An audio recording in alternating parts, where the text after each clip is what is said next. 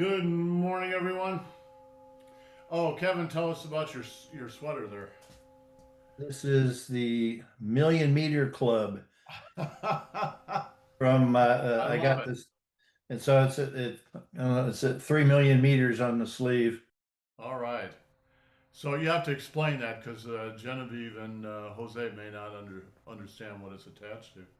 So I bought a rowing machine almost 3 years ago, and I've been rowing on it pretty consistently, and it's really helped as far as my physical shape. But 3 million meters I've rowed since well, it's actually now 3,050,000. Yeah. So that's like 1,900 miles, something like that, right? I think so. I have to do the quick math, but yeah, Something along that line. yeah. I realize, I can probably row back to St. Louis, but it'll take me 3 years. Well, the problem is then you have to row back to Oregon, and it takes so long. Genevieve, did you want to say something? Congratulations, Kevin. And also, in this class, we have been like obsessed with sailing and boats for the past couple days. So when I heard it was, I thought maybe it's something to do with walking or running. So when I heard it was rowing, even not in the water, just like in a boat-shaped object, it felt very consonant with this week. Absolutely, it's Yeah. it's the I week mean, of the water.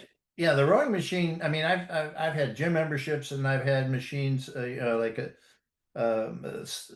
Solaflex and the Chuck Norris thing that we've done nothing but hang laundry on Right. the way to and so the rowing does 86% of the muscles in your body at once. Yeah.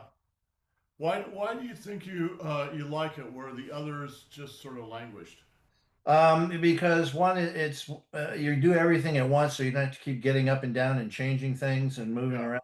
Two, you're exercising your whole body at once, much like Tai Chi. You're not doing just this for an hour and a half. Right. And then the other is there's relatively little stress anywhere on your body, joints or what have you. Yeah.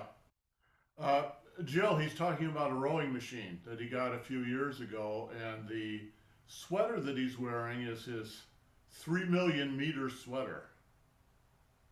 Show her your right 3 million meters. Oh, you'll have to unmute or something to. I couldn't see it. Well, Three uh, million meters. okay. Did you get to see it? Uh, yes. Well, it's basically because he's not Focus. focused. There you go. Now, if you show it to me, I can see it. And yes. Okay.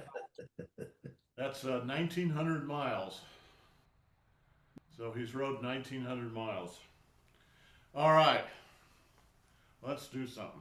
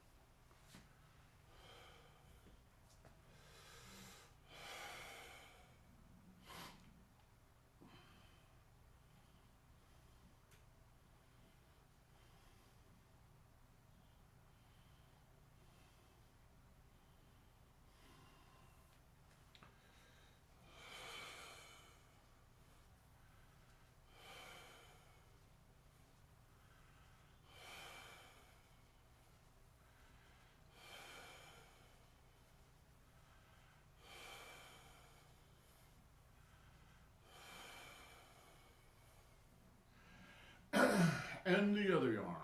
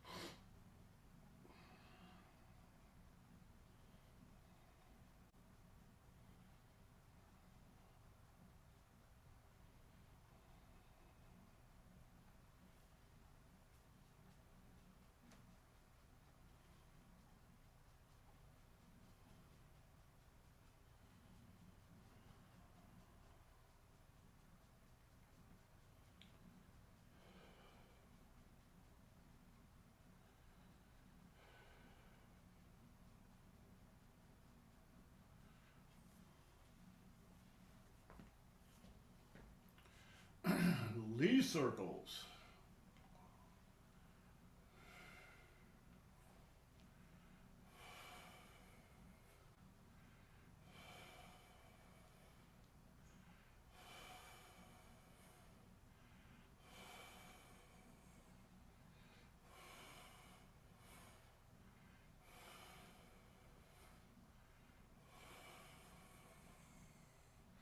And reverse.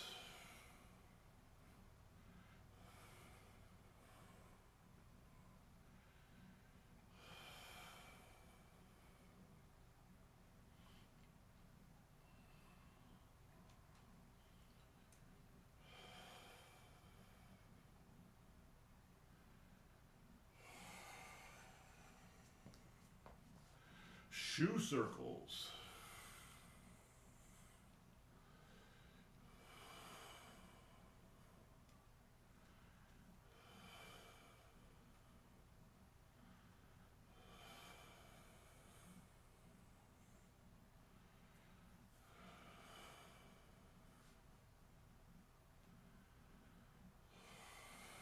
And reverse.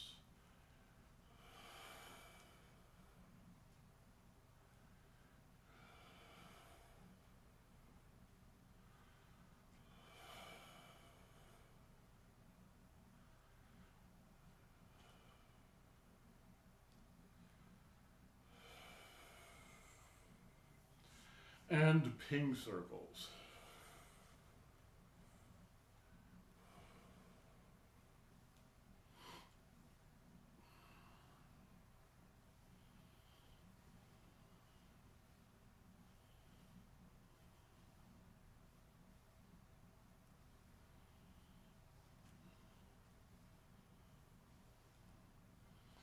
And reverse.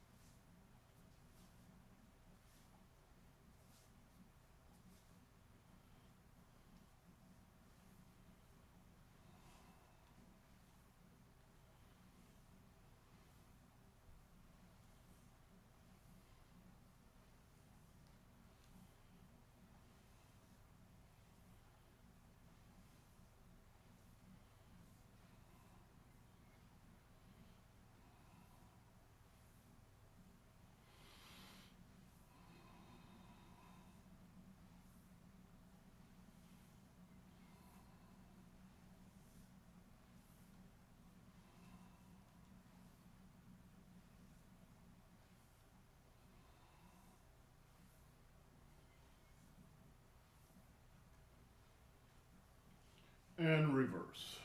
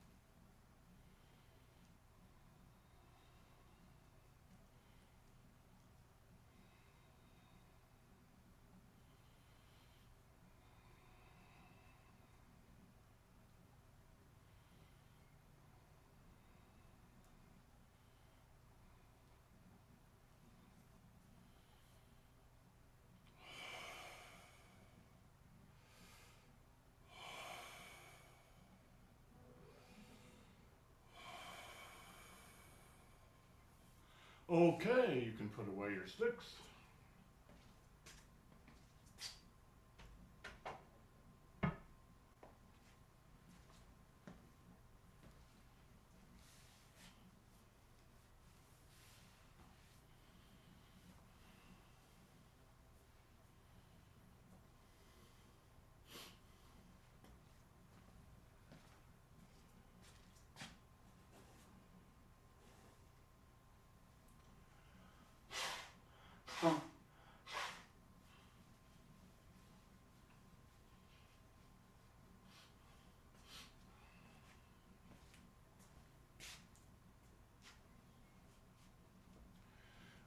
Head turns.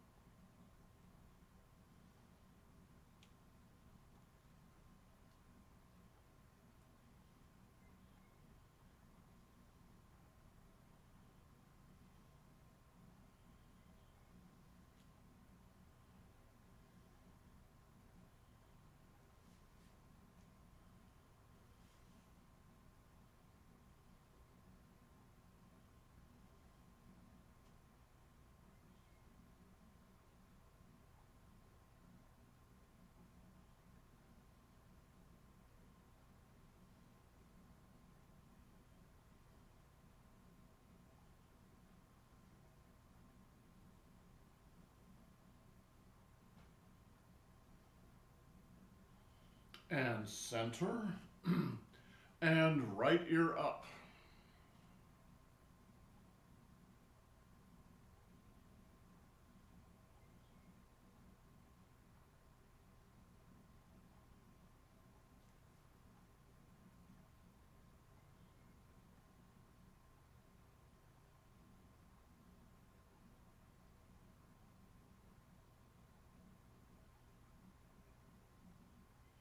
And relax. And left ear up.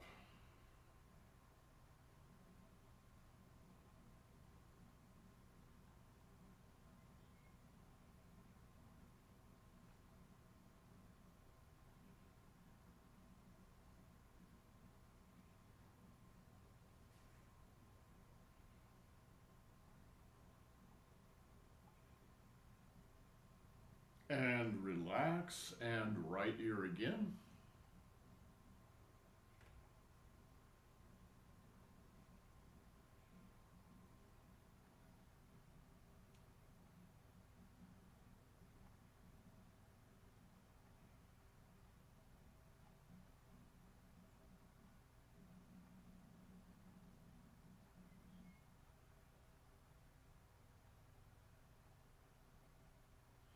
And relax. And left ear again.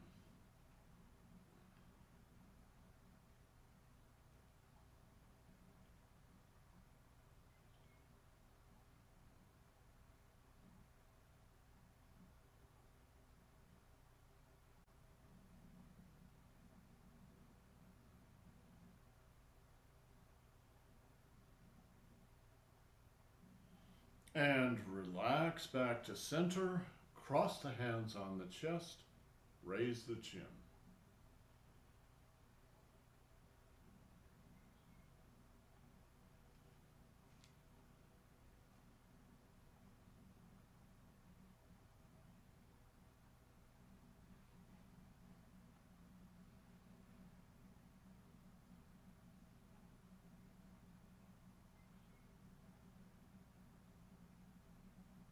And relax. Drop the chin to the chest. Tuck it in and raise the back of the neck.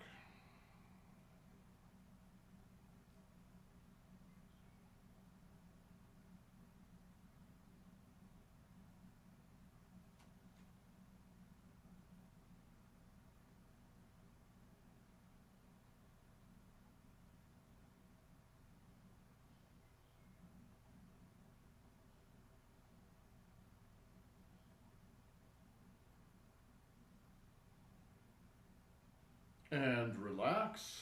Cross the hands on the chest again. Raise the chin.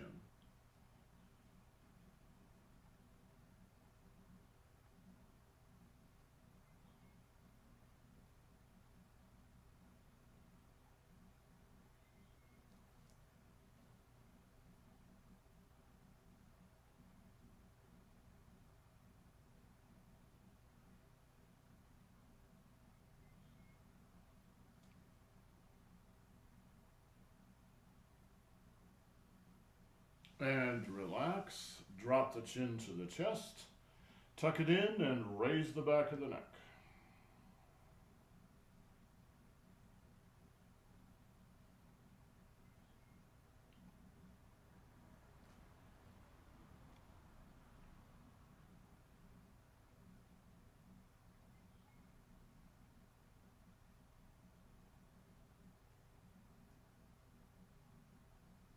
And relax back to center. Head rolls.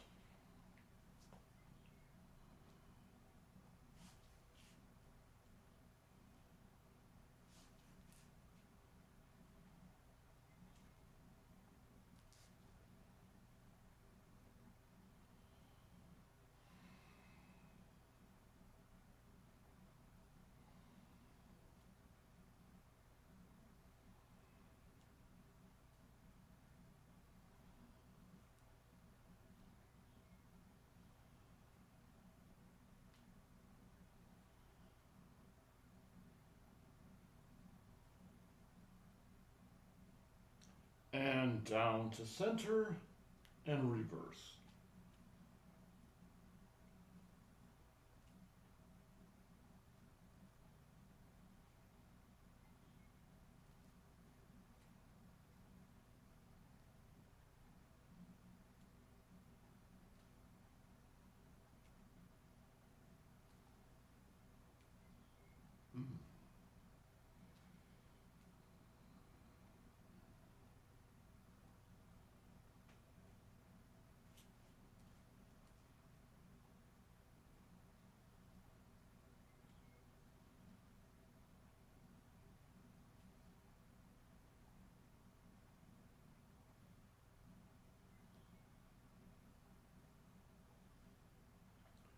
And down to center and back up. Forward spinal wave.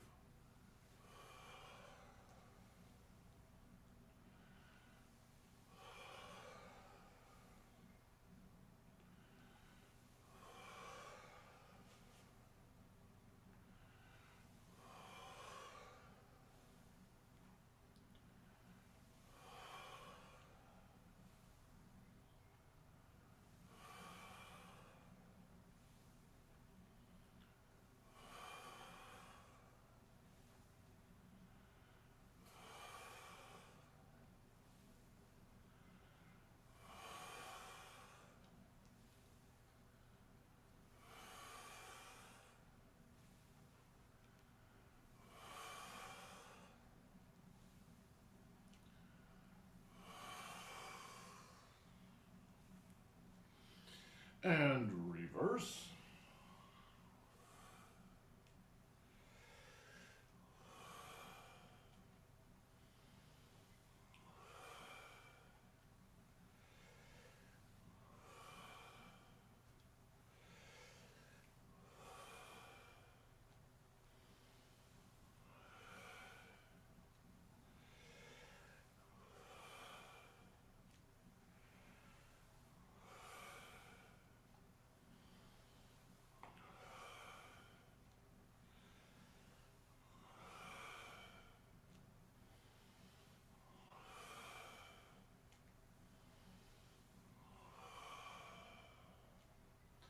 And good.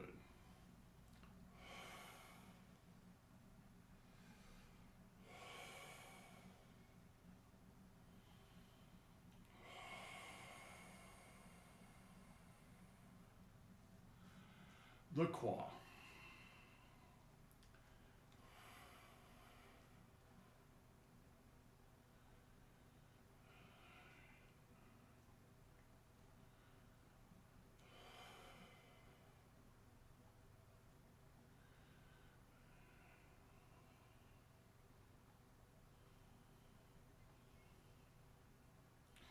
And reverse.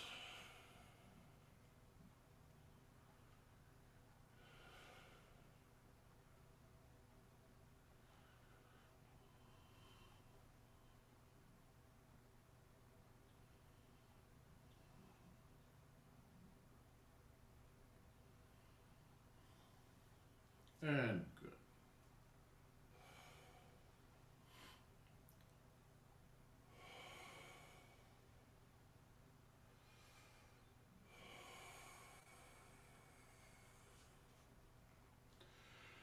Belly rolls.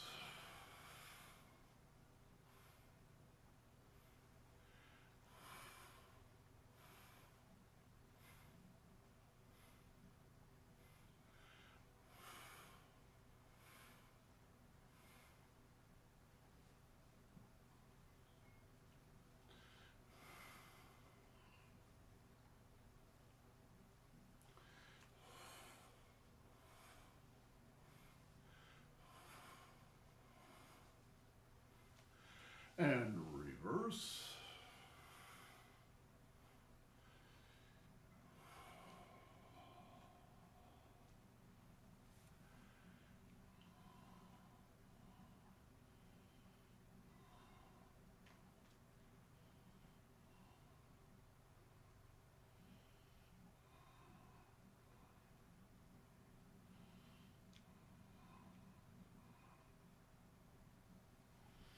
And good.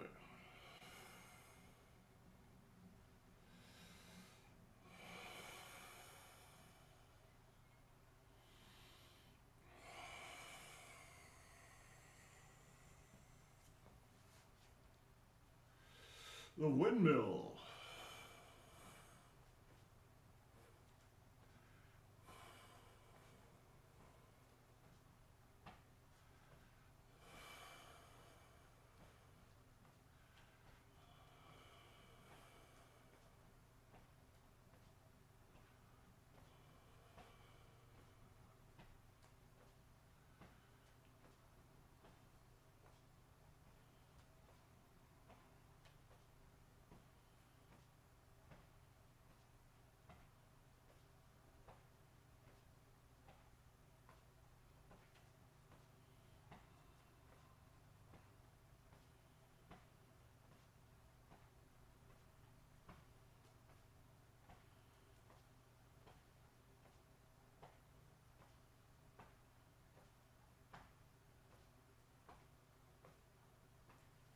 And good.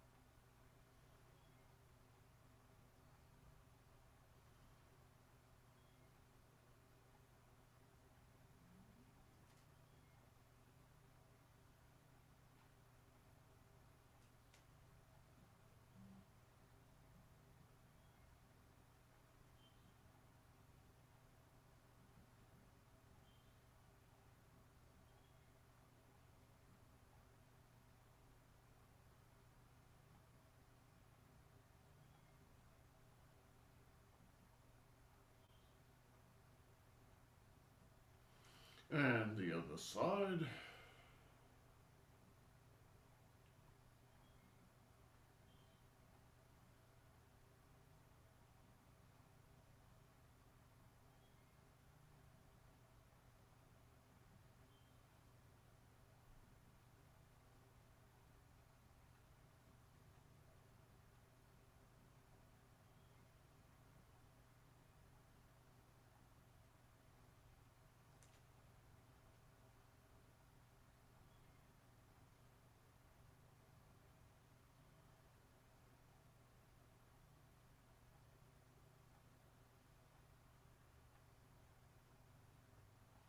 and center.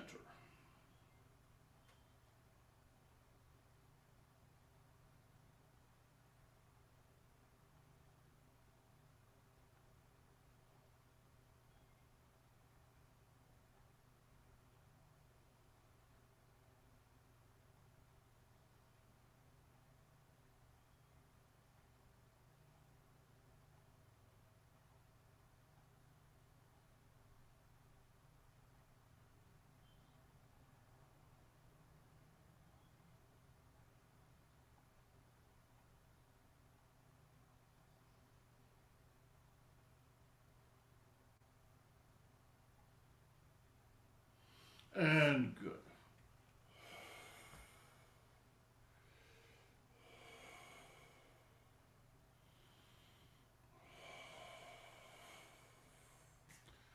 So, have any of you guys heard of the Alexander technique?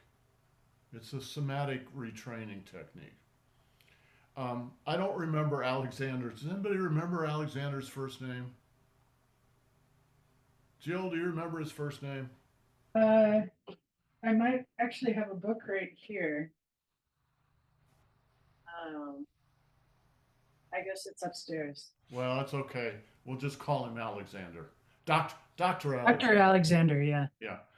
So, many years ago, when I was in Master Zhang's class, there was another person training with us who was an Alexander technique practitioner.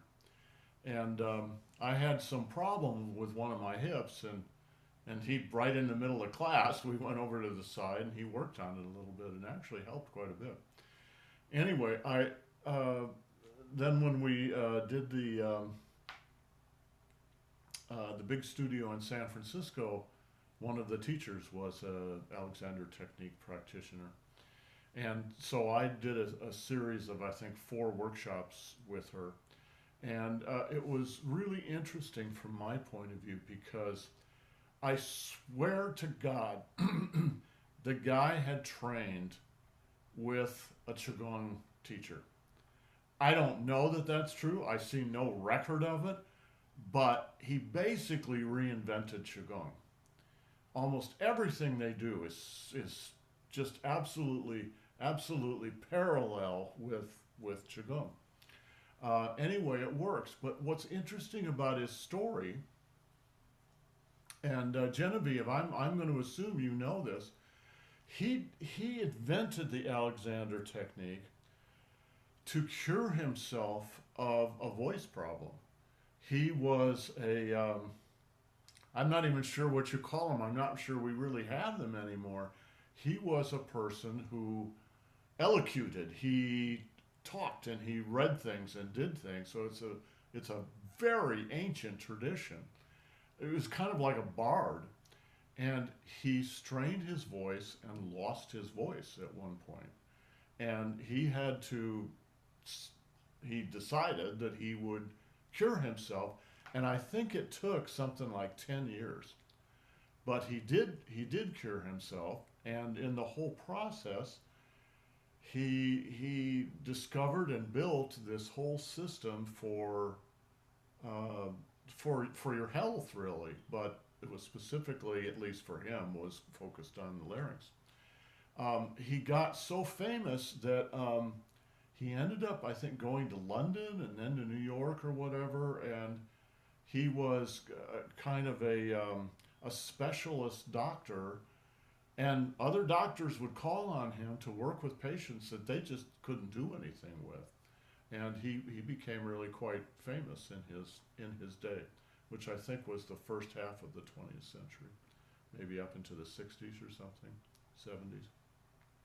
Anyway, Genevieve has been doing some videos that I think are really interesting, because what she's doing is taking some of her awarenesses from doing Qigong and bringing it into her voice work, into singing. So I did not prepare this with Genevieve, so I'm kind of catching her on the hop. But Genevieve, we've got about 10 minutes left here. Would you run us through the work that you've been doing with ping circles and your voice and why that's important. And maybe we can all sing. I would love to. Um, thank you, Malcolm. Thank you, everyone. Earlier in the call, we talked about Kevin's rowing, and we mentioned that sailing has been on everyone's mind in our class and elsewhere. And part of why that's been on my mind is because I have a very dear relative, one of my mom's younger sisters, named Auntie B. And she was an accomplished sailor. She was like licensed to charter boats all by herself and had a business taking people out on her boat for years and years. And she also loved to sing. And that person passed away actually last week, like 6 days ago. Um, and so I am thinking about her all the time. I'm thinking about her sailing and her singing. And because I love Qigong and being with you guys, it's all been also involving Qigong. So I have a cousin who is a writer who is also Auntie B's niece. And just as we knew that Auntie B was not going to survive her illness, that cousin wrote to me like a week before she died and said, let's try to write a song for her. And I was like, you mean you're kidding me? Like, we can't do it. But the fates aligned or something aligned, and we actually wrote the song. And we were even able to get into the recording studio and record it so that she could hear it before she died. And she had there was a memorial service today for her. She lived in Switzerland, so in Switzerland, and apparently they played the song at her service. So that is kind of how I got to this place where I wanted to make videos about singing and sailing and chi. So I will sing that song, and you will see what I'm doing. The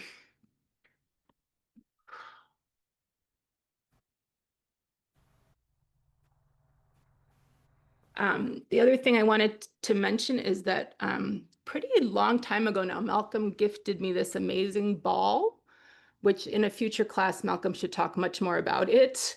But one of the things I love about this is I pretend it's my danshan, and then I practice my 3 dimensions of space. Like I go forward and I go side to side, and then I also can rotate on my own axis, like the ping dimension. And just lately, I don't know exactly why the ping dimension has been what's been helping me sing the most. So I will demonstrate, and then like Malcolm said, maybe we'll sing.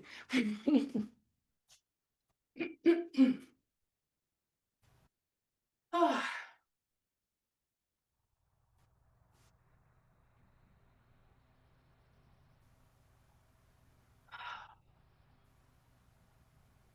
Put your feet on the floor. Nice horse stance, quaternary arch. Take a minute. If you're using a prop, like align it with your danshan. So your danshan is there, and my sphere is here. They're the same thing, so I can manipulate my danshan by manipulating the ball, or I can use my hands and just make a ping circle like that. And I'm gonna just sing you the song. And what I try to do, it's related to momentum, like we've talked about in our class. I try to kind of get momentum going, and then I hop on it with my voice. So I'm going around using my daimai. And then when I feel ready, I might sing, and I would visualize my voice like on the same track, like the sound I'm making is going around on the same ping track. He's gonna sail her boat to Camelot. Sail her boat to Camelot.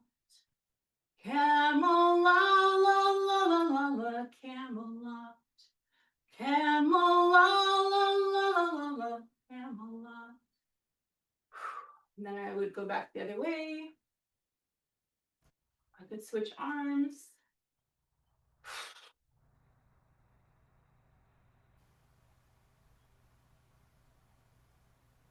And like Malcolm would say, like I have to remember to go behind myself. Otherwise, I get kind of like an oval in front of me, but I have to visualize that the music's going behind me as well in the pink circle. And we wrote the song this way partly so that it's sing-alongable. So we only had a little bit of time for people to learn to sing it. So we tried to keep it really simple so people could just learn it right away. Slow down, I got too fast.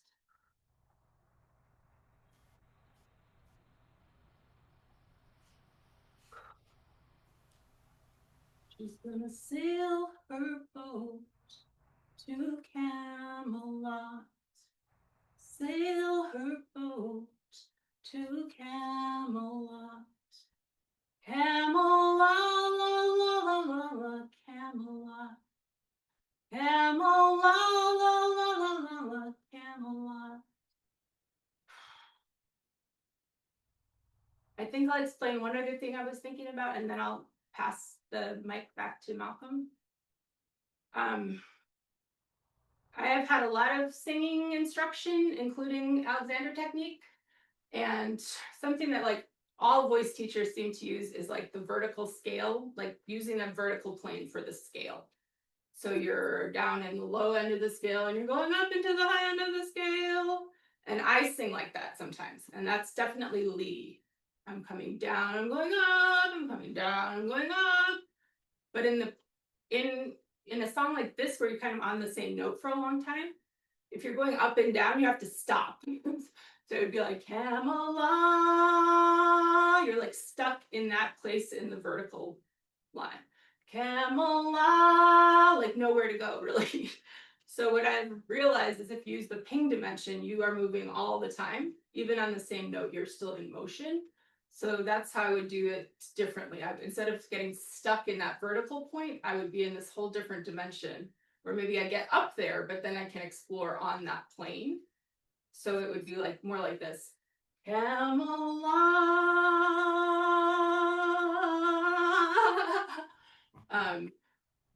And in the little videos I'm making, I'm recommending this for like breath work for singers and sustaining a long note, which a lot of singers need to practice doing. And even just overall like entertainment value from your own singing, so it's less boring for you. I think that's what I want to say for today.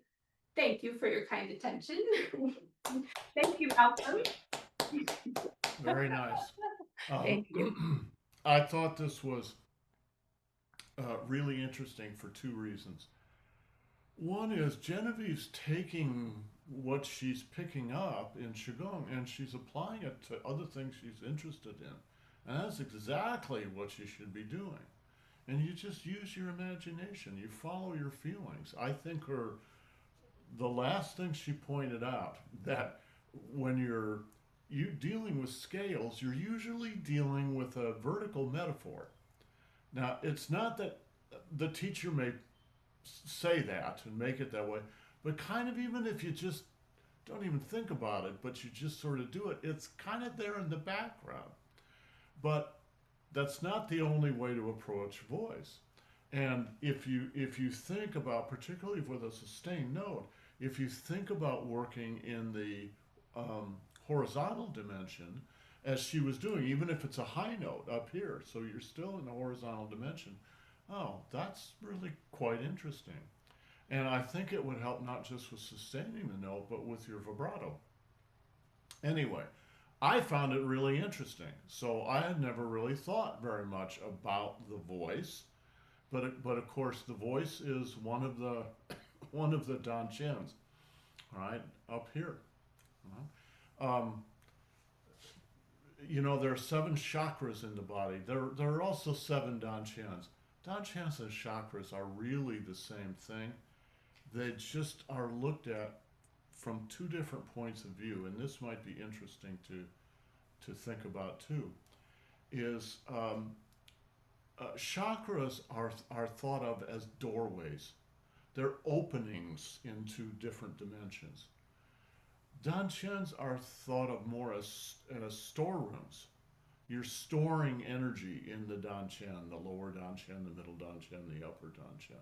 But the truth is, you're really doing both. And it's kind of interesting to think of them as both ways.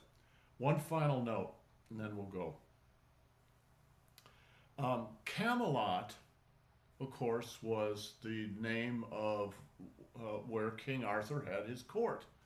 When I was in college, I took a class in Arthurian legends. And I discovered there, I'm sure I'm not the first person to have discovered it, but the name of the capital of Roman Britain was Camalodunum. That's where the name Camelot comes from the capital of Roman Britain on the coast. Oh, so I'm getting. Can you guys see this big sign that's now suddenly in the middle of? No, I can see it. This Mac can't connect to iCloud because of a problem with malcolmdean.com. Okay, well, whatever. It's been there for 10 years. Right, exactly. Go away. Anyway, there really was a Camelot. And my guess is there actually was a King Arthur, although he probably wasn't called King Arthur. There was somebody connected with Roman Britain who, after the Romans left in 410 or whenever it was, continued the Roman tradition for several more generations. And my guess is that person is who became King Arthur. All right. Anyway, Genevieve, thank you very much. That was very interesting. And by the way, it's really their song that they wrote is not only is it touching, it's actually quite a good song. So Genevieve, I think you sent me a link to that. So I'll send the link around to everybody so you can hear the whole song. Guys, have yourselves a great day. We'll see you tomorrow. Ciao. Continuing the Roman theme, the Romulus and Remus nursing from the wolf kind of thing. We now have a wolf in our hills. Whoa. Yes. It's caught on the trail cam running around. Wow. Yeah, we've had cougars. They took about a half a dozen cougars out of the hills this year. Really? But this one is just east of us up in the hill, all by himself. You know what, guys? You won't believe this at all, but the next song that I'm going to put out after this one is about wolves. It was written by a friend of mine, and it's called Wolves on the Timberline. And that friend also died. So like Oh, no. we're in a good sync, guys. Synchronicity. Synchronicity. All right. There are lots of videos, including video shorts, on YouTube of people who have rescued baby wolves who have been abandoned, or maybe their mother has been killed or something, and also baby cougars, and they raise them in the family, and they become just part of the family. And even though usually when they're adults they're rewilded, they keep coming back to the house where they were raised, and they're just, I don't know whether you could say they're just like pets, but they're absolutely, that's their tribe, and they act like it. So it's very interesting to watch what happens when you love animals instead of shoot them.